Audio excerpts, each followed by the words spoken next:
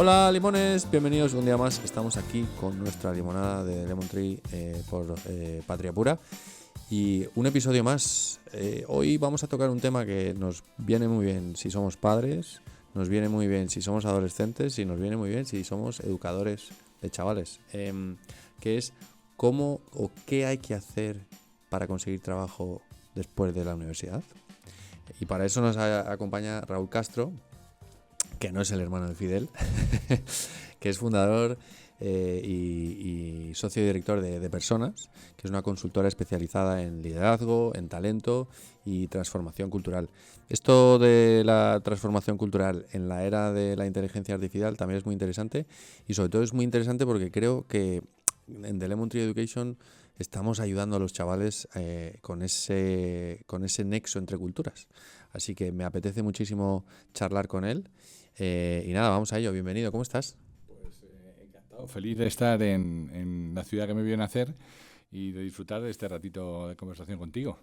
Tú eres de Madrid, como acabas de decir, ¿no? De donde naciste, pero vives en Estados Unidos, pero has vivido por un montón de sitios.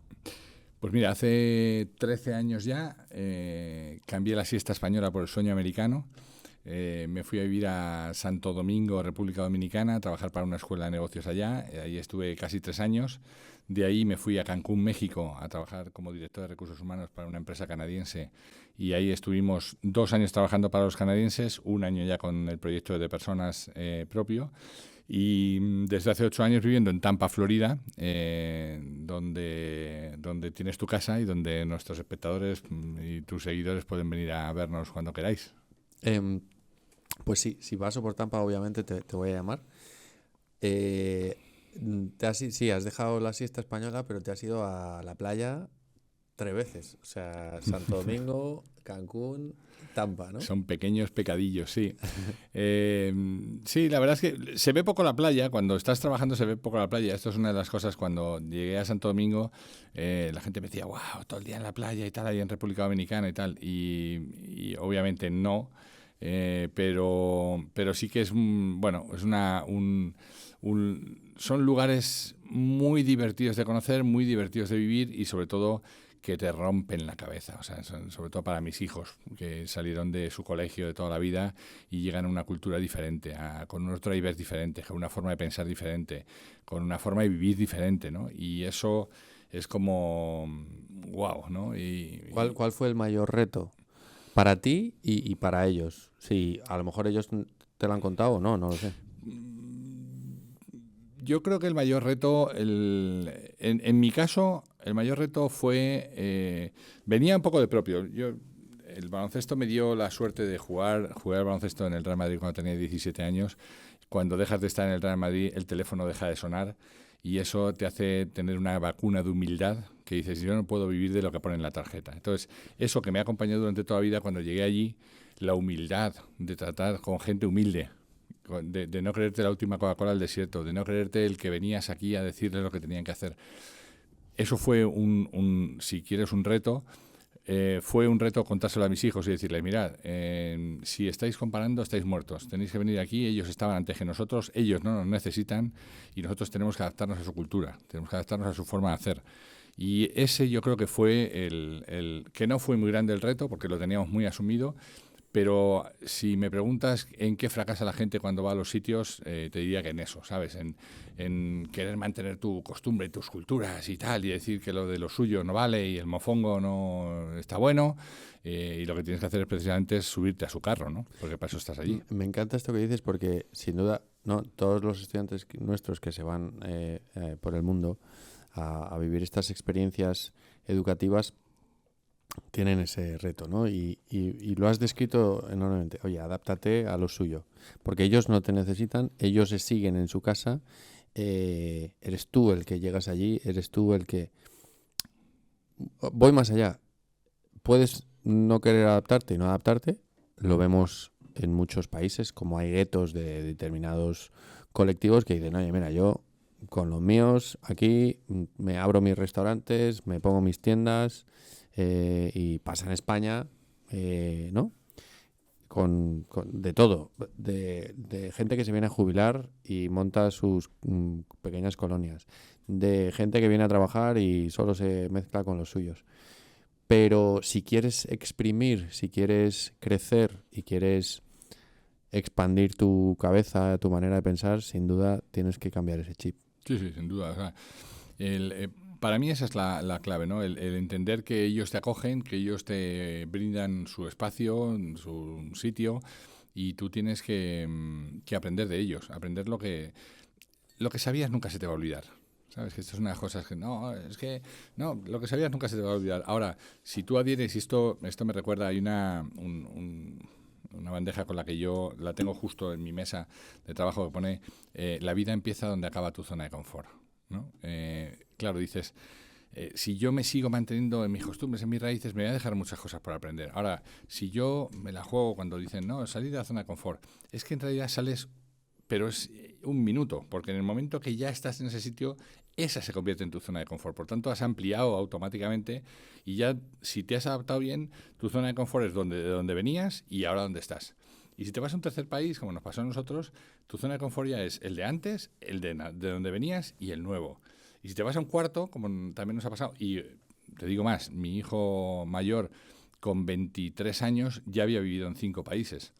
Ahora háblale de adaptación, de gestión del cambio, de culturas, ¿sabes? Imagínate, se lo lleva metido en la piel, ¿no? Y todo porque lo ha ido adhiriendo a medida que ha ido pasando el tiempo, ¿no? A ver, es verdad que ¿no? De casta le viene al galgo, porque si lo ve en casa y tú también te dedicas a esa parte, ¿no? Con tu consultora de transformación, de liderazgo y de acompañar al talento, porque al final Sí, es sí. ¿no? A lo que te enfocas, pues para él igual es más fácil. Pero cuando tú vas a hacer una consultoría o te contratan para captar talento, ¿cuáles dirías que son las cosas que debe tener un candidato o una persona para que sea atractivo, para que sea jugoso para contratarte? Pues mira, yo creo que eso va cambiando a medida que el mundo va cambiando también, ¿no? Durante muchos años hemos fichado a la gente por su currículum, Pilar, y nunca me acuerdo de su apellido, una persona que conocí aquí, me da el apellido, decía que el currículum vitae debía llamarse currículum mortis, porque es eso que solo explica lo que ya fuimos, ¿no? Pero debería llamarse currículum mortis, ¿no? Pero hemos fichado a la gente por el currículum, ¿no? Y el currículum tenía dos cosas. Tenía, uno, los conocimientos, aquella formación, y las habilidades demostradas en los sitios por donde habías pasado, ¿no?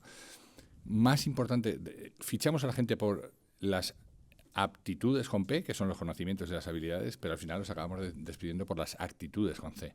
Por tanto, hoy, si alguien quiere buscar un trabajo, si alguien quiere fichar a un buen profesional, bajo mi punto de vista tiene que poner mucho más enfoque en las actitudes, ¿no? Y ahí nosotros, por ejemplo, hacemos muchos procesos en donde, más allá del currículum y su historia profesional, que todo el mundo además la engorda, estamos hartos de ver eso, ¿no?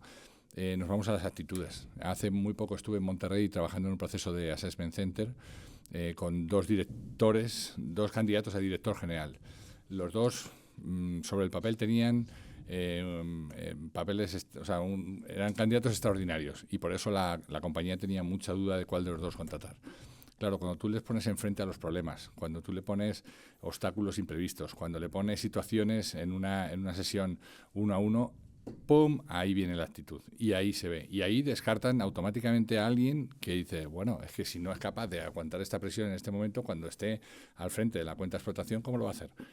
Entonces da igual el currículum que tengas, hoy interesa mucho más centrarse en eso, ¿no? En cómo el candidato, con aquello que ha aprendido, cómo lo va a poner al servicio de nuestra empresa, cómo lo va a poner al servicio de nuestros clientes, cómo va a resolver los retos que tenemos, cuánto va a ser capaz de aprender. la capacidad de aprendizaje, ¿no? Antes la gente estudiaba una carrera, yo es que soy ingeniero, sobre todo los ingenieros te lo dicen permanentemente, yo es que soy ingeniero. Bueno, fuiste ingeniero hace 25 años, pero el mundo ha cambiado, los puentes ya no se hacen como hace 25 años, ¿no? Entonces, esa parte yo creo que esa actualización permanente, esa capacidad de no dejar de aprender nunca, yo creo que esa es la clave hoy, ¿no? Y eso es lo que están buscando las empresas, están buscando gente que sea capaz de resolver, no solo que traiga un background muy prestigioso, muy potente, ¿no? Y con esto, una conversación que está ahí en el ecosistema, ¿no? De los chavales en las redes sociales. Oye, ¿y yo por qué tengo que ir a la universidad? Y te lanzo la pregunta de ¿universidad sí o universidad no? Pues es que estás hablando con una persona que se hizo a sí mismo. O sea, yo no era bueno para una universidad formal, para un sistema de aprendizaje de memoria, ¿no? Y sin embargo, luego no he dejado de aprender en mi vida. Sigo aprendiendo, todos los días sigo aprendiendo. He hecho N cursos, he hecho N programas de directivos. En todos los países en donde he estado he procurado formarme. El último programa que he hecho ahora hace 1 año y medio fue para consejeros en IPAD de México. IPAD es la mejor institución que hay en términos de empresa en México y me pasé allí unas cuantas semanas estudiando para ser consejero de una empresa con los drivers de México, ¿no? Entonces, el never stop exploring, el nunca dejar de hacer cosas, para mí eso es la clave para estas generaciones que están empezando y que además están compitiendo con la IA, que es un tema muy recurrente, ¿no? En los últimos tiempos. ¿Por qué no sacarlo aquí? Claro, hoy me decían mis hijos el otro día, papi, es que los entry level, las personas que entran en los trabajos ahora, claro, antes agarrabas a los que se graduaban y por default los ponías como entry level y ya iban aprendiendo ahí. Hoy esos trabajos, digamos, de segunda, esos trabajos subalternos ya los están haciendo las inteligencias artificiales. Entonces nos estamos quedando sin ese capital humano que es el entry level, que era el que luego, con el paso del tiempo, pegaba el escalón. Claro, el problema es qué va a pasar dentro de 5 años cuando se necesite la reposición de este escalón y no tengas entry levels para hacerlo, ¿no? Porque lo haya hecho la inteligencia artificial. Y ahí el más espabilado, el más listo, el más vivo, es el que va a dar el paso. Y el que crea que se lo merece y que le tienen que llamar por su currículum, pues no le van a llamar, ya se lo digo yo. ¿Y en qué punto crees que está la juventud hoy en día? ¿Está más en el creo que me lo merezco o venga, voy a espabilar y soy dueño yo de mi destino y entonces voy a empujar? Pues igual ahí me meto en un pequeño lío, porque yo veo una diferencia sustancialísima. Generalizar siempre es malo, pero yo vengo de un país donde vivo, en donde es la cultura del esfuerzo, donde las conversaciones son ¿qué estás haciendo para conseguir lo que tienes? ¿Cómo has conseguido ese trabajo? Yo quiero hacer lo que tú. ¿Cuánto haces al mes? ¿Cuánto ganas? Yo quiero hacerlo. ¿Cómo lo has conseguido hacer? ¿No? Entonces, esa es la conversación entre los jóvenes, ¿no?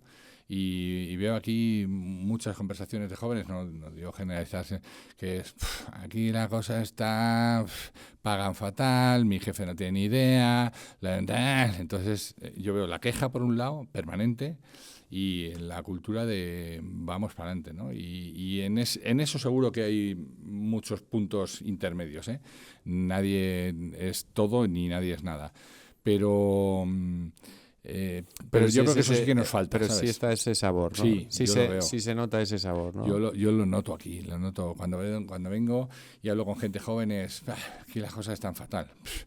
Y claro, yo veo allí la gente que sale de su universidad, tiene su trabajo, que a lo mejor no es el trabajo de su vida, pero es un trabajo para empezar a hacer dinero, para empezar a tener sus primeros paychecks y para independizarse e irse a un apartamento, solos o acompañados de otros, como decía en aquella sentencia, ¿no? Pero se independizan y están viviendo solos con 22 años.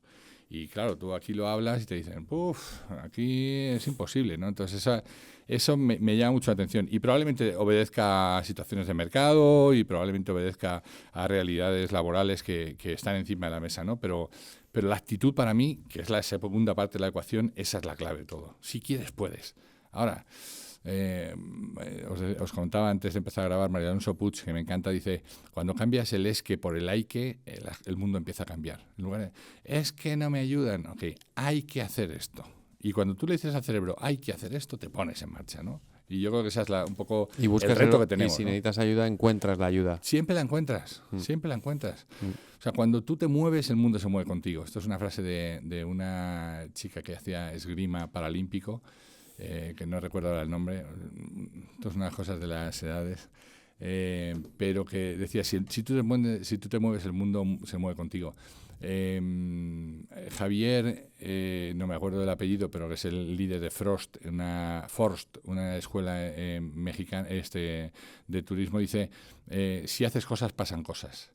Lo que no puedes esperar que pasen cosas si no haces nada, ¿no? O que pasen las cosas que tú quieres si no haces nada, ¿no? Has tocado el tema de la inteligencia artificial. Este es tu último libro, ¿no? Ese es mi Inteligencia aumentada, IA plus, que se diría. Y el subtítulo es La IA de personas en tiempos de algoritmos. ¿Tú qué opinas de la IA y de has comentado algo, ¿no? Pero ¿cómo va a afectar la tecnología y a qué cosas tenemos que prestarle más atención en nuestro desarrollo? Porque has hablado de actitudes, pero claro, dices, ¿y los conocimientos? O sea, ¿en qué me formo? Pues es que, fíjate, yo creo que hoy me preguntabas antes por carreras formales o no formales. Hoy un joven, si no tuviera la tiranía de los títulos, hoy un joven podría formarse idealmente, ¿eh? Oye, me quiero dedicar a montar un negocio. Ok, tengo que saber cosas de marketing. Esto es un must, no es una opción, un must. Tengo que saber cosas de finanzas. No puedo ser el más chingón en marketing, pero no saber gestionar mis números. Tengo que saber de la operación del negocio que yo quiero hacer. Tengo que saber de recursos humanos. No es una opción hablar de cosas del liderazgo. Antes eran, lo recordarás porque lo habrás oído, un cursito de esos, las soft skills. Oye, las soft skills son más power skills que otra cosa. Hoy cualquier persona tiene que tener una forma como de dirigir a los equipos, tiene que tener una manera, una formación en eso. Tiene que tener una formación mínima legal. No se lo puedes dejar solamente al abogado de la empresa, no tienes que tener una... Entonces, hoy tú te podrías armar una ruta en donde podrías hacer 6 meses de finanzas, 6 meses de marketing, 6 meses de operaciones, 6 meses de recursos humanos, y a la vuelta de 2 años y medio tendrías una formación especializada brutal para poder hacer lo que... Y adaptada a lo que tú quieres hacer, ¿no? Entonces, lo que pasa es que, bueno, vivimos en la época del título y entonces si no tienes una universidad... Pero yo creo que esa es un poco la clave. Y contestando a tu pregunta sobre la IA ha venido para quedarse, no tengo ninguna duda. No soy dramático. El otro día leía un informe que se van a perder 92 millones de empleos en menos de 5 años. Esto es así. O sea, hace muy poco estaba en Austin, Texas, con un profesor de University of Texas y nos dibujaba una gráfica de 2 ejes, ¿no? En el eje de la Y ponía la evolución de la humanidad y en el eje de las X el tiempo, ¿no? Entonces dibujaba desde el cero, desde que está el hombre en la Tierra, hasta hoy, dibujó una línea que era como muy paralela al eje y al final del todo ponía un monigote y decía, estamos aquí y lo que va a venir es esto, ¡fum!, y una flecha hacia arriba. Decía, el cambio que va a vivir la humanidad en los próximos 5 o 10 años ni nos lo imaginamos. Y todo es por ese tema, ¿no? de la IA. Está cambiando todo, está cambiando la forma en la que hacemos las cosas. Sin darnos cuenta, ¿eh? Tú seguro que te has comprado por Amazon una camisa y un pantalón y te ha llegado al día siguiente. Pero para que eso haya pasado, hay robots trabajando en fulfillment centers que hacen todo la logística. Yo estuve en San Antonio, en Texas, hace 2 meses, en la planta de fulfillment, en el centro 2 de San Antonio. Hay 2 centros de fulfillment center allá. En el centro 2, que es uno de los que hay, solo en ese hay 6.000 robots, 1.500 por planta, hay 4 plantas. Esos 6.000 robots están haciendo toda la parte de logística y están todos con procesos de inteligencia artificial. Esto ha venido para quedarse. Toman decisiones por nosotros. Ya no es... Hasta ahora era la inteligencia artificial generativa, ¿no? Bueno, qué bonito, que le digo que me haga un poema para mi novia y me lo hace. No, hermano, ya no estamos hablando de eso. Estamos hablando de robots que toman decisiones por ti, que te quitan trabajo, que están eliminando puestos de trabajo. Entonces, hay una frase muy manida ya que dice, un robot no te va a quitar tu trabajo, pero alguien que sepa de manejar el robot, sí. Entonces, espabila y ponte con ello, ¿no? Sí, sin duda. Y ¿Y la parte humana? Porque, en mi opinión, al final, la formación que tenemos que tener, y yo siempre estoy analizando cómo es el sistema educativo en España, en Estados Unidos, en Bali, en donde sea, ¿no? Em, y también analizas un poco cómo es la sociedad, ¿no? Cada vez somos más individualistas, más para adentro, más conectados tecnológicamente, pero desconectados De las personas, personalmente, ¿no? Antes podíamos coexistir en el mismo espacio y ahora nos molesta el que tenemos al lado. Desde la pandemia con el teletrabajo hay mucha resistencia también a la vuelta al trabajo presencial, porque es que no me concentro, es que hay demasiado follón, es que cuando antes tú no sé si bueno, imagino que si has estado en un call center, que a lo mejor hay 100 personas hablando y haciendo llamadas, oye, y tu cabeza funciona y sigue enfocada, ¿no? Focus, sí. Pero desde la parte humana, ¿qué habilidades dirías? ¿Hay que desarrollar estas habilidades o se valoran desde puestos de liderazgo y desde la empresa, ¿no? Estoy de acuerdo, ¿eh? La parte humana nunca va a ser sustituida por la máquina, la parte emocional, ¿no? Me preguntas por las habilidades, pero antes me estabas hablando de la parte de enseñanza y tal, y yo estoy leyendo una frase que tú tienes ahí en tu compu que dice "Make the world a radical learning lab". Es que el mundo es un radical learning lab, es que estamos todo el día aprendiendo, ¿no? Entonces, si yo tuviera que decir algo, es fórmate en cosas que te permitan el learning by doing, el aprender haciendo, que te permitan experimentar aquello que estás aprendiendo, llevártelo pegado en la piel, no te lo lleves en la cabeza solo y lo hayas memorizado. Vívelo, disfrútalo, súfrelo, pásalo mal, angústiate, porque eso es lo que te va a dejar huella. Eso es, decía Ken Bain, solo las experiencias intensas generan aprendizaje.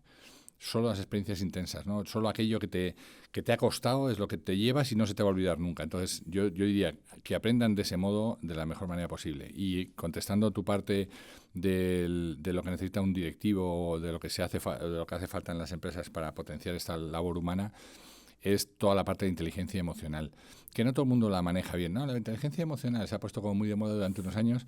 La inteligencia emocional que Daniel Goleman puso sobre la mesa en el año 1990 viene de dos inteligencias, que son las de Howard Gardner, de su batería de 8 inteligencias, que son la interpersonal y la intrapersonal. La capacidad de entender y manejar mis emociones para entender y manejar las de los demás. Eso es algo que las máquinas no van a poder hacer. Y eso de la inteligencia emocional, que era, los directivos decían, darles un cursito de esos de inteligencia emocional, ¿no? Para cubrir esto. Para cubrir y ya, check, ya lo hemos hecho y nosotros somos buenos en inteligencia emocional. No, esto tiene que empezar desde arriba.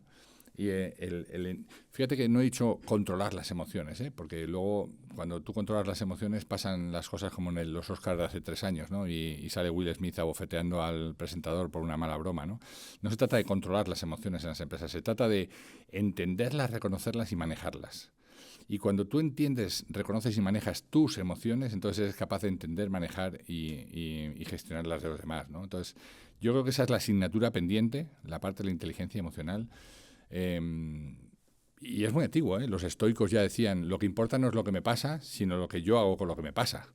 Pues esto es igual, ¿no? O sea, puede haber una dana, pero yo no puedo estar lamentándome 3 semanas por esto. Es que ya pasó. Ahora lo que tengo que mirar es, ¿puedo cambiar lo que ha pasado? No. Lo que tengo que hacer es mirar para adelante y que no vuelva a ocurrir. Y poner los medios y trabajar, ¿no? Pero todo el tiempo que nos pasamos lamentándonos de, ay, fíjate lo que nos pasó y no sé cuántos tal, yo creo que es una pérdida de tiempo. Yo creo que el futuro para los chavales jóvenes, que además esta generación de las Centennial yo soy un Centennial, lo que pasa es que estoy en un cuerpo equivocado porque nací muy pronto, pero yo tengo esa mentalidad de Centennial, ¿sabes? Me encanta, soy un Centennial, pero nací en el cuerpo equivocado. Claro, porque nací muy pronto. ¿Por qué dirías que eres un Centennial? Porque pienso como ellos, tío. La gente dice, es que estos Centennials son bajos. Es que se esfuerzan poco. No es verdad, se esfuerzan mucho en lo que les da la gana, que es lo que nos hubiera gustado hacer a nosotros. Pero claro, cuando nosotros estábamos ahí te decían, no, lo primero es la obligación y luego la devoción. Y te decía tu madre, si te aprendieras las lecciones igual que las canciones, así te iría mejor. No, señor, déjame, ¿sabes? Oiga, que el niño es que no estudia, pero le gusta mucho la guitarra. Pues hay que quitarle la guitarra. Coño, ponle un profesor de guitarra. Y a lo mejor tenemos mañana un guitarrista. ¿Tú crees que ese debería ser el camino educativo? Sin duda. Potenciar aquello que nos hace buenos. Y con lo que disfrutamos y con lo que nos... Hay un tipo que se llama Daniel Pink que habla de la motivación 2.0. Y no es que haya inventado nada, ¿eh? Se llama... El libro en inglés se llama Drive. Tú que eres bilingüe, el libro se llama Drive. Y en español lo hemos titulado como Lo verdaderamente sorprendente de aquello que nos motiva. Literal. El libro se llama Drive en inglés y lo verdaderamente sorprendente de aquello que nos motiva. Y el tipo da tres puntos. Dice, no, las cosas que nos motivan son la autonomía, el propósito y la maestría. Aquello que hacemos bien, con lo que nos sentimos a gusto, eso nos motiva. La autonomía que nos dan para decidir cuándo lo hacemos y cómo lo hacemos, y el propósito, saber el para qué lo hacemos. Y es un drama en sí mismo, porque las empresas no te dan ninguna de estas cosas. No te dan autonomía porque aquí no, la maestría, bueno, haz cualquier cosa con la que salgamos para adelante, y por supuesto el propósito es algo que no te dan. Te dicen el qué y el cómo, pero nadie te dice el para qué, ¿no? Entonces, ¿qué tal si empezamos al revés? ¿Qué tal si le decimos a la gente el para qué y que ellos te pongan su qué y su cómo? Que sean autónomos para poner su qué y su cómo. Ahí empieza la magia, ¿no? Sí que es verdad que a veces, o sea, yo creo que la magia también está en el equilibrio, ¿no? Sí. Que el equilibrio es muy complejo. O sea, no coge un experimento y dices, bueno, intenta poner una pajita que se mantenga en el dedo y que mientras tú vas andando se quede ahí, ¿no? Y que esté equilibrado. Pues obviamente con los vaivenes y las tormentas que tenemos en nuestro día a día, se va a descompensar y a veces se cae o a veces se mantiene, ¿no? Pero me gusta el enfoque que Mira, das. ayer entrevisté para la radio a José Almansa. Él es el fundador de un par de libros de innovación y de un sistema que él lo llama caórdico. Y me encantó su explicación, ¿no? Porque decía, el caos y el orden.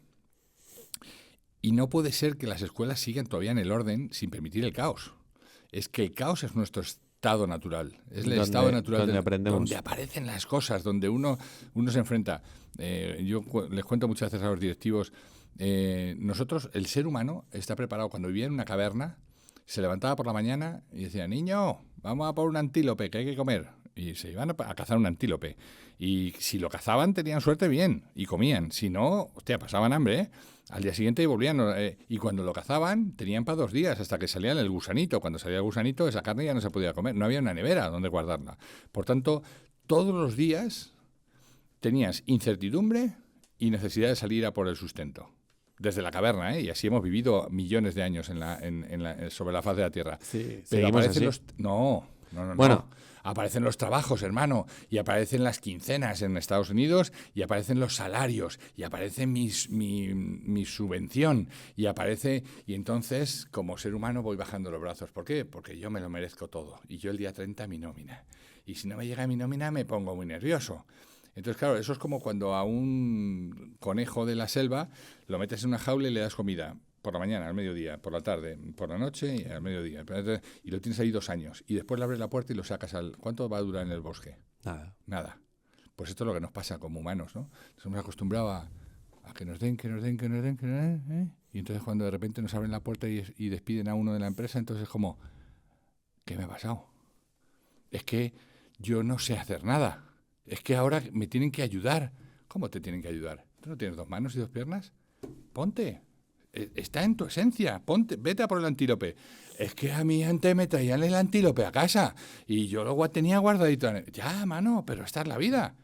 Esto es a lo que voy, ¿no? Pero, y estoy completísimamente de acuerdo contigo. Sí que te digo que seguimos viendo en las cavernas o en esa necesidad porque todos los días tenemos que salir a cazar.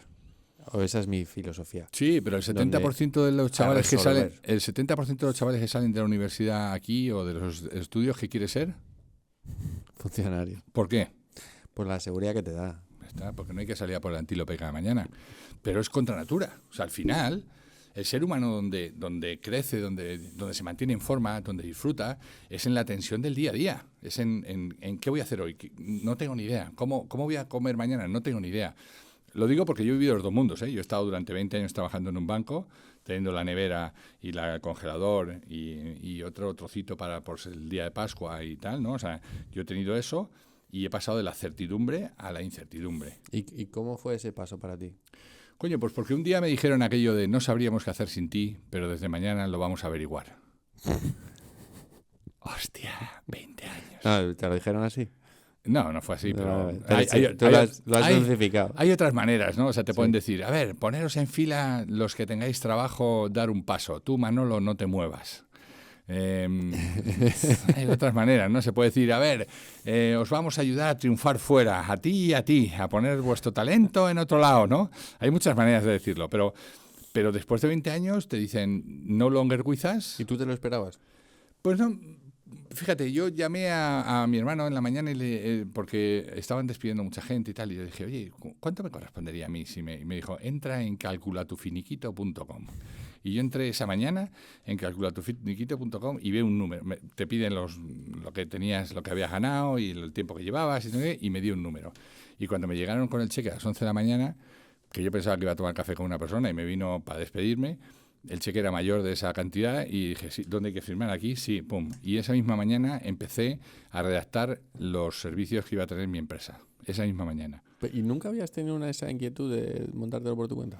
Sí, pero como era un conejo gordo en una jaula... Pues dijiste, ¿para qué? Oye, qué bonito eso, ¿no? Claro, hombre, si me pudiera llevar un poquito de pienso para 3 semanas o para 4, porque es que salir esta tarde ahí a buscar... Me va mal. Sí, y claro, no, si sale usted no se lleva pienso. Ah, no, entonces yo me quedo aquí hasta que me den lo mío, lo que me corresponde, ¿no? Esto además mata muchísimas carreras profesionales de mucha gente que se podía marchar a sitios, que podía hacer cosas más, pero con esta seguridad que tenemos, ¿no? Yo me quedo a ver si me despiden. Y si me despiden me llevo... Yo eso se lo oía la primera vez a John de Zulueta, que fue consejero del banco donde yo trabajaba y presidente de Sanitas.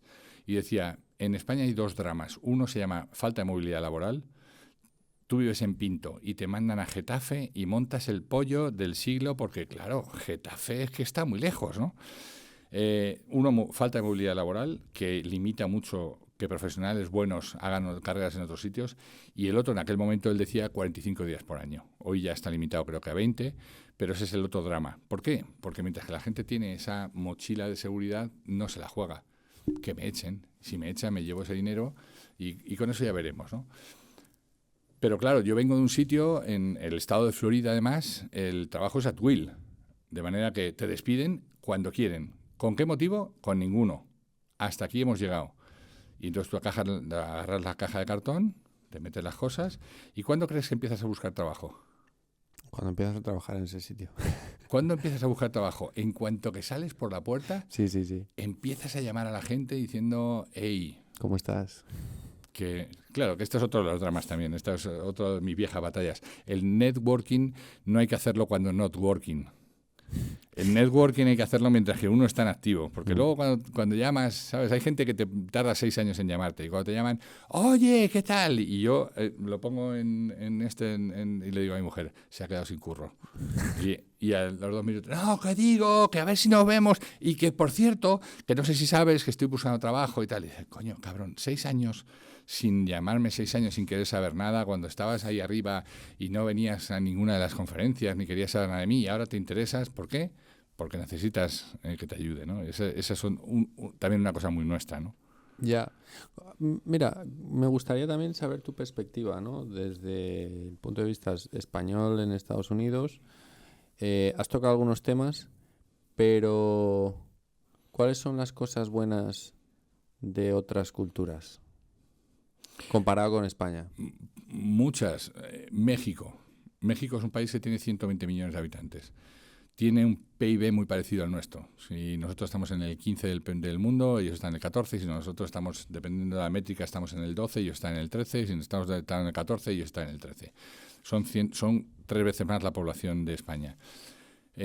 Con mucha diferencia social y tal. Ahora, Tú ves al tipo que vende cocos en la calle y ese tipo esa mañana ha tenido que hacer una previsión financiera, ha tenido que poner dinero para comprar los cocos, ha tenido que salir a una hora de su casa, ha tenido que proyectar cuánto va a vender, ha tenido que estar en la calle y desarrollar habilidades para que la gente le compre 3 cocos en lugar de 1, ha tenido que multiplicar su ticket promedio y al final del día se va y dice, hoy tengo para comer, ¿no? Entonces, esa capacidad de salir para adelante de los países, esa, por ejemplo, en Latinoamérica a mí me sorprende, me llama muchísimo la atención. No, es que la gente vendiendo por las calles. Esa gente está ganándose la vida en las calles, ¿sabes? Está emprendiendo. Está emprendiendo cada momento. Está tomando la decisión de hacer algo. En una economía informal, salir, sí, pero no está quejándose. No está. La pandemia, por ejemplo, en que yo vivía a caballo entre Cancún y... Digo, a caballo porque la empresa tenía en Cancún, la tuve que cerrar, quebramos, en una mañana quebramos, literalmente me quedé con 25 pesos mexicanos en la cuenta de Scotiabank de la Plaza La Roca en Cancún, a cero, pero pude ver cómo la gente de allí también salía adelante. Y la gente salía adelante cocinando comidas en sus casas y llevándoselo a otros, vendiéndolo. O sea, la gente se buscó la vida en lugar de estar esperando a ver si papá gobierno me da... Eso, por ejemplo, es una de las cosas que tienen estos países, ¿no? Que le falta lo que llamamos el desarrollo para que se vaya acercando al primer mundo, pero a ilusión, a ganas y a esfuerzo no les gana nadie, ¿eh? ¿Y con Estados Unidos? Bueno, con Estados Unidos no hay una ecuación perfecta, ¿eh? A mí, ¿qué me gusta de Estados Unidos? Me gusta la cultura del esfuerzo. Me gusta esto que te digo, ¿no? Me gusta que la gente te pregunte... me gusta que el oficial de migración te diga, ¿y usted qué hace aquí para vivir? Le digas, tengo mi compañía, hago esto, y te diga, well done, welcome home. ¡Ostras! ¿Tú aquí dices que eres un empresario? Chorizo, ladrón, estará estafando, se llevará el dinero. Claro, oprimiendo a la gente. Así se puede ganar dinero. Y tú en Estados Unidos dices que estás generando trabajo y la gente te dice, esto es lo que hace falta al país, ¿no? Entonces, eso, por ejemplo, también me gusta mucho, ¿no? Porque se genera riqueza, eso estimula a la gente. Me gusta que mis hijos salgan por ahí y te digan, joder, he conocido a fulano y aprendí de él que ha hecho A, B y C y yo le he dicho que cómo me puede ayudar para hacer A, B y C y me ha dicho que sí, que claro que sí, que entre los dos vamos a construir D. Y dices, wow, ¿no? Que esté la gente en ese mood, ¿no? En ese estado de ánimo, ¿no? Eso me gusta mucho. O sea, comulgo con lo que dices, te entiendo perfectamente. Yo soy muy defensor del emprendimiento, pero no el emprendimiento de montar un negocio. Para mí el emprendimiento es tomo las riendas de mi vida y tomo decisiones, que al final es lo que hace un líder, ¿no? El líder arriesga y dice, por aquí, ¿sabes? Se le presentan 4 caminos y dice, pues voy a coger el de más de la derecha o el del centro y empiezas a andar sin saber. ¿Qué hace falta para tener un buen liderazgo? Pues alguien que no tome esas decisiones solo. Alguien que cuando se encuentra con eso diga, déjame ver un momento, mira, ahí hay nieve. Manolo, ¿tú qué sabes de nieve? ¿Por dónde vamos a coger mejor la montaña? ¿Para allá, para la izquierda? ¿Estás tú seguro? ¿Y si la tiramos para la derecha? Sí. Ok, vayamos para la derecha. Manolo, vas tú delante, échanos una mano. Eso es lo que hace falta hoy, ¿sabes? Confiar en la gente. Esos liderazgos inspiradores ochenteros yo siempre les pongo una trampa a los líderes con los que trabajo. Les digo, levante la mano quienes estén de acuerdo con esta frase. Un buen líder consigue que la gente confíe en él o en ella. Todo el mundo levanta la mano. ¿Quién está de acuerdo con esto? No vale para nada. En el tiempo que vivimos, un líder excelente consigue que la gente confíe en ellos mismos. Esto es lo que hace un líder excelente. Un líder excelente agarra a Manolo y le dice, venga, vas a liderar tú la expedición. Luego cuando lleguemos al páramo, que ahí está Felipe. Felipe es el que sabe de páramo. Pero mientras tanto, ¿nos llevas tú? ¿Sí? Buenísimo. Señores, todos a la orden de Manolo. Wow, eso es lo que hace un buen líder hoy, ¿no? Es alguien que no necesariamente tiene que estar al frente del rebaño. Siempre pongo un mal ejemplo, déjame que te lo ponga aquí, ¿no? Siempre pongo un mal ejemplo con las ovejas. Los pastores antiguos eran los que iban primero, ¿no? Y las ovejas las seguían. Pero se dieron cuenta que el objetivo no era sacar a pasear a las ovejas. El objetivo era que las ovejas se alimentaran para ser más gordas, dar más leche y tener más lana. Pero ¿quién sabe más de pasto fresco, las ovejas o el pastor? Las ovejas. Las ovejas, pues ¿qué tal si les dejas a ellas elegir su camino? Y luego cuando tengas que encerrar, ya agarras tú y dices, señoras, ahora vamos ahí. Pero, ¿quién sabe más del negocio? ¿La gente o tú? La gente que está todo el día con los clientes, coño, dale su oportunidad, ¿no? Déjalos brillar. Permítelos que tomen protagonismo, permítelos que se equivoquen, o sea, dales esa capacidad de tomar decisiones por sí mismos, ¿no? Y ayúdalos, ¿sabes? Y poténcialos. Yo creo que ese es el formato del líder del futuro, ¿no? El que permite a la gente utilizar sus herramientas, el que no mata la creatividad, ¿sabes? Sir Ken Robinson decía, la escuela mata la creatividad. ¿Por qué? Pues porque nos dicen desde pequeño, no te salgas del dibujo. Rellénalo, pero no te salgas del dibujo. Y hoy te dicen, salte de la caja. Entonces, ¿en qué quedamos? ¿Nos salimos del puto dibujo o no podemos salir? Perdón por las malas palabras para el podcast. Freddy me va a matar. No, aquí no hay censura. Vale. Igual las redes sociales te las Vale. tiene que poner, no lo sé. Nunca tampoco me preocupa eso. Bueno, yo digo algunas malas palabras porque... Pero sí que es verdad, ¿no? Que esto... estaba en alguna charla de educación y es, oye, tú como padre quieres que tu hijo le vaya bien, que no sufra, que tal, pero quieres que esté preparado para el mundo real, ¿no? Y en el mundo real va a tener que tomar decisiones y no vas a estar tú, va a tener que enfrentarse a cosas que no son agradables, va a tener que salirse del dibujo, ¿no? Porque llegas y dices, no, es que yo lo hago perfecto dentro del dibujo, ya. Pero es que ahora tenemos que ser creativos y tenemos que pensar fuera de la caja, como dices. Así que, dame una respuesta. Hostia, pues no sé qué decirte, porque siempre estoy haciendo lo que lo asemejo al sistema educativo. En España es mucho, y también estoy generalizando, de, profe, ¿esto entra? Sí, vale, pues me lo estudio. Profe, ¿esto no entra? Vale, no me lo estudio. Y en la cultura más anglosajona es, ¿tú qué opinas? ¿Vale? O sea, está todo en el libro, pero razóname tu respuesta. Porque a lo mejor tu razonamiento me convence. A lo mejor no es el adecuado, ¿no? Pero dices, oye, lo que decías... Si, las actitudes. No, sí, lo que decíamos, ¿no? De si quieres que pasen cosas diferentes, tienes que hacer cosas diferentes, ¿no? O si quieres que pasen cosas, tienes que hacer cosas. Si no, no va a funcionar. Mira, al hilo de esto, antes de que se me vaya, me gusta mucho cuando entrevisto a un directivo, le digo, tú vives, estamos haciendo esto cerca de la Torre de Valencia, ¿no?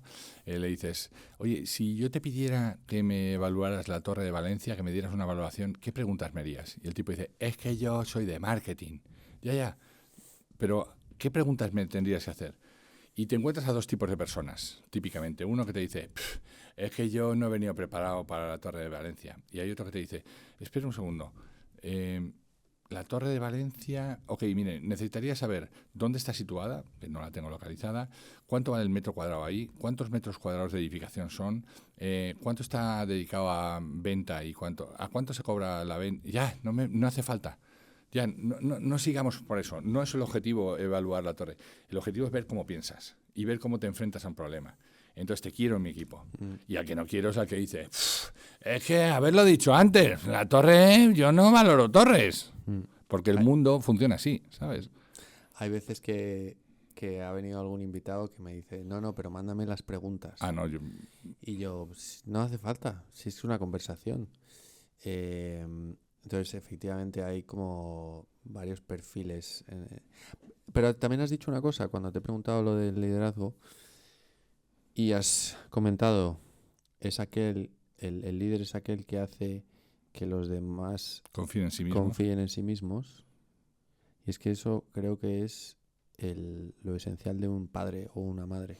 Sí. Que es uno de los retos o de los problemas o de las situaciones a las que nos enfrentamos con tanta ansiedad, con tanta frustración, con tanto es que yo no sé, o no sé si soy capaz, donde los padres tenemos que meterle ese virus de confianza y de creer en sí mismos, que es una de las, en mi opinión, formas en las que bloqueamos ese crecimiento, ese desarrollo, esas oportunidades que existen, pero que tú no agarras porque dices, yo es que no voy a llegar ahí. Y como yo no voy a llegar, que hay culturas, ¿no? Pues la cultura de castas, es que te dicen, es que esta es tu casta, chao. Si lo cuestionas, obviamente hay muchos retos, ¿no? Pero si lo cuestionas, igual das 28 saltos y no hay más que ver a líderes en empresas que vienen de sitios muy desfavorecidos y que han cuestionado y que han confiado en ellos mismos y han llegado a puestos súper altos de dirección, ¿no? Y demás. Hay otra de las cosas, ¿no? Preguntábamos cómo salir de la universidad y tener trabajo. Y aquí hay una visión muy en Estados Unidos, lo que hacen los chavales y lo que hacen los chavales en España, ¿no? Pero lo que te lanzo es cómo se puede construir tu portfolio para diferenciarte mientras estás estudiando y que cuando termines estés preparado. Me pilla un poco lejos y lo que te digo te lo voy a decir por experiencia de terceros, porque obviamente yo no he vivido, yo me fui allí a Estados Unidos y llevé a mi familia porque yo conocí la Universidad de Filadelfia, vi ese Never Stop Exploring del que hemos hablado y dije yo quiero que ellos estudien aquí y que convivan con esto, ¿no? Pero no he estudiado y me he puesto a trabajar ahora, sí que les he visto a ellos. Y lo que hacen un año y medio antes ya, bueno, mis dos hijos han empezado a trabajar desde el día cero en la universidad, a trabajar en la universidad. Uno en la parte de admisiones, dando tours en la universidad y aprendiendo a hablar como ellos y conociendo a gente de todos los estados y dices, wow, esa experiencia que llevas 4 años dando tours. Oye, ¿No trabajaron antes incluso? ¿O no podían? En el high school. En el high school haces temas de... Bueno, es que el otro día que me iba a venir, había un chico de Boy Scout vendiendo las chocolatinas y mi mujer y yo nos quedamos mirando y un chico bien chiquitín, de 10 años. Claro, tú dile a este chaval luego dentro de 15 años que se ponga a vender algo. El tipo dirá, lo hacía con 10 años, con un pañuelo al cuello, ¿no? Entonces, en el high school haces mucho de voluntariado y ayudas en cosas y tal, pero en la universidad desde el día cero estás trabajando, estás ganando experiencia. Y estas cosas que estás haciendo, tú cuando vas a tu primera entrevista de trabajo ya no es que yo no, y es que es la primera entrevista, yo no, ¿en qué has trabajado tú? Bueno, yo ahora en lo que estoy esperando es que alguien me dé una oportunidad. No, dices, no, mire, yo he desarrollado. Yo hice esto, aquí aprendí esto y esto, luego estuve haciendo esto otro, luego participé en este proyecto y luego con un amigo he montado un emprendimiento que no nos va del todo bien, pero estamos en ello y eso es lo que cambia la jugada, ¿sabes? Porque, claro, cuando tú le dices a un empresario, mira, mi hijo pequeño se puso en algún momento a comprar zapatillas de no sé cuántos, cosas que hacen muchos jóvenes, y luego venderlas en otros sitios. Oye, se pegaba horas y horas de sitio a sitio para vender unas pinches zapatillas y sacas un dinerito, ¿eh? Pero claro, ahora háblale de capacidad de esfuerzo y de pensar y del riesgo que has asumido poniendo el dinero in advance y luego no te llega el retorno. Entonces, eso, ahora tiene 22, pero lo hacía con 17. Entonces, ahora cuando tiene 22 es una pantalla pasada. Sí. ¿Sabes? Entonces, eso es un poco lo que yo veo como diferencia, ¿no? Que cuando se enfrentan al mercado laboral ya tienen...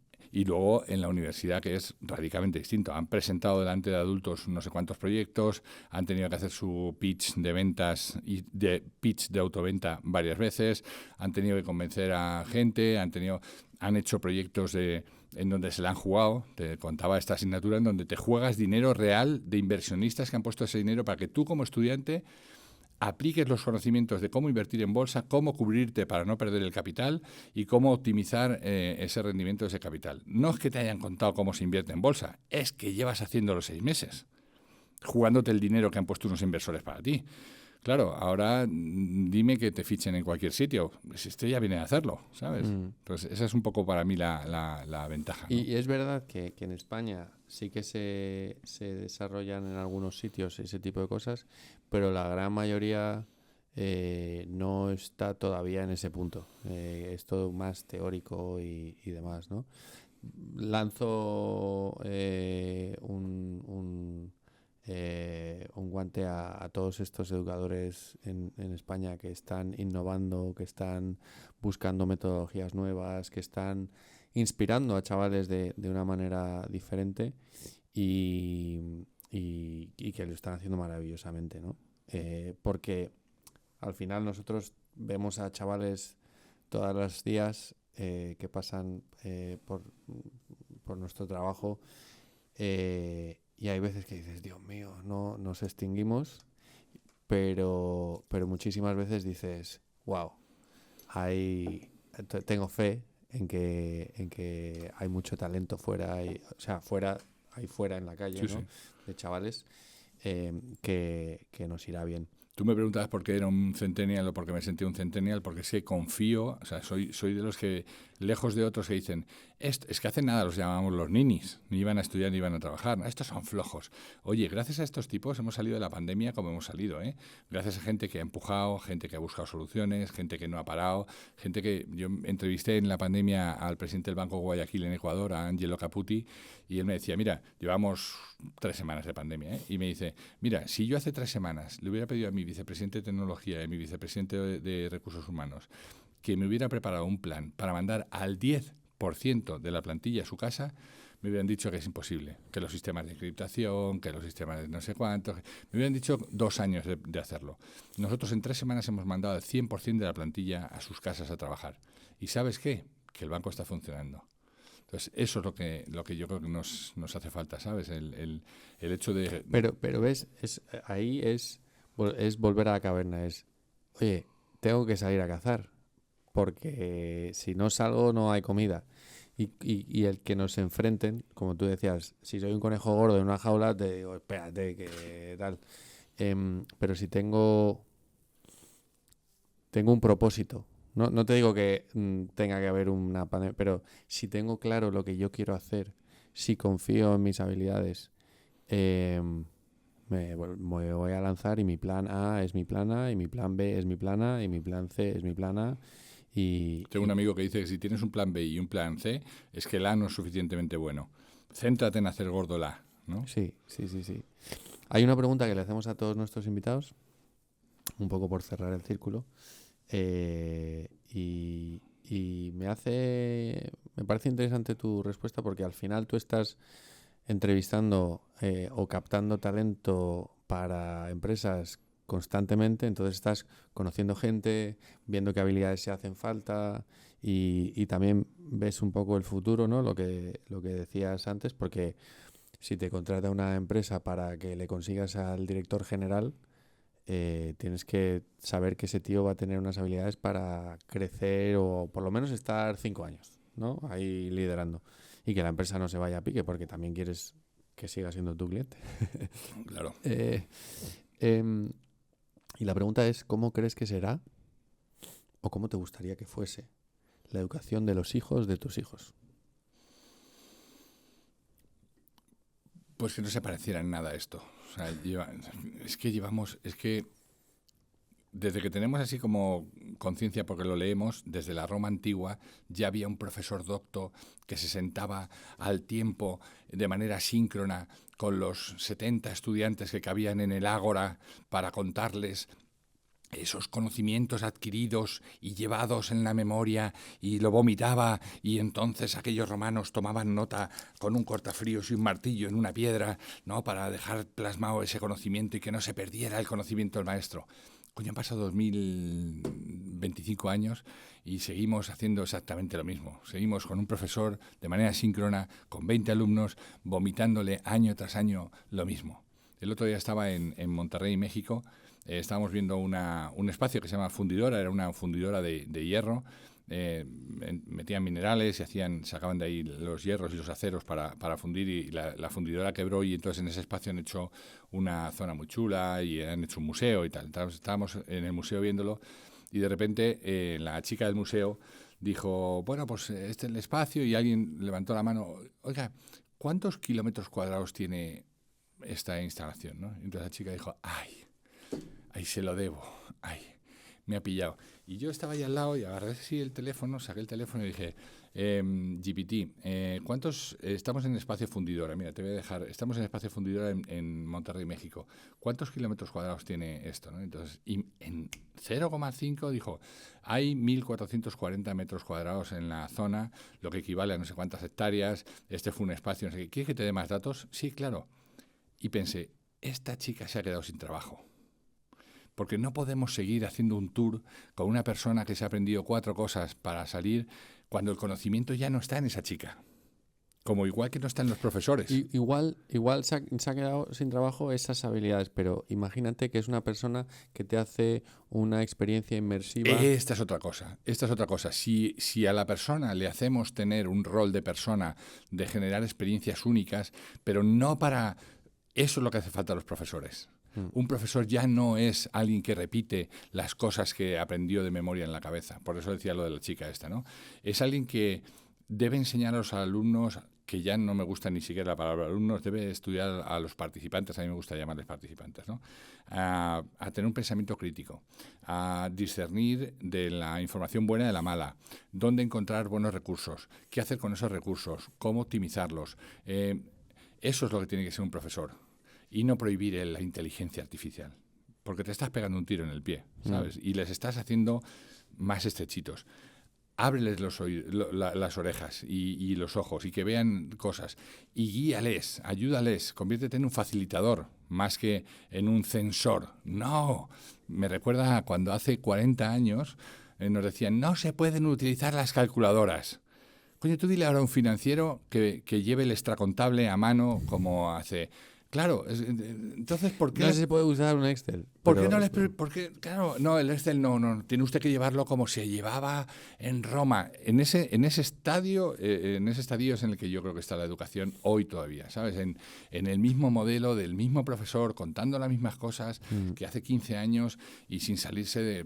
¿no? Entonces, yo creo que tiene que evolucionar radicalmente, ¿no? Y yo, contestando la pregunta que me he ido por las ramas, la de mis hijos, sería una educación muy centrada en aquello que van a necesitar, en esa capacidad de... Porque el fake info está ahí, ¿no? Entonces, oye, que sean capaces de cuestionar a la inteligencia artificial. No todo lo que te dice el ChatGPT es bueno. Esto lo decía el mago Moreno, a los tontos les va a hacer más tontos y a los listos les va a hacer más listos. Entonces, oye, preocúpate de hacer buenas preguntas, preocúpate de encontrar bien la información, de doble chequear, no te quedes con una sola inteligencia artificial, valídalo con otras 2 o 3, llévalo al Google, busca en la enciclopedia, busca las fuentes. Eso es lo que va a hacer a alguien verdaderamente formado o informado, ¿no? Es mi punto de vista. Pues muchas gracias. No, a ti. Ha sido un súper placer y gracias por... Bueno, es verdad que no has venido expresamente para el podcast, que hemos aprovechado... Joder, lo podíamos haber... Bueno, podemos haber dicho. Ha venido desde Tampa para para Lemon Tree. Para aquí en el Limonero. Ha sido un súper placer. Ya sabéis, si queréis un poquito más, tenéis el libro de Inteligencia Aumentada en Amazon. Y cualquier tema que os parezca interesante, dejadlo en comentarios. Nosotros seguimos aquí tomando limonada. Hasta luego. Bye, es un placer.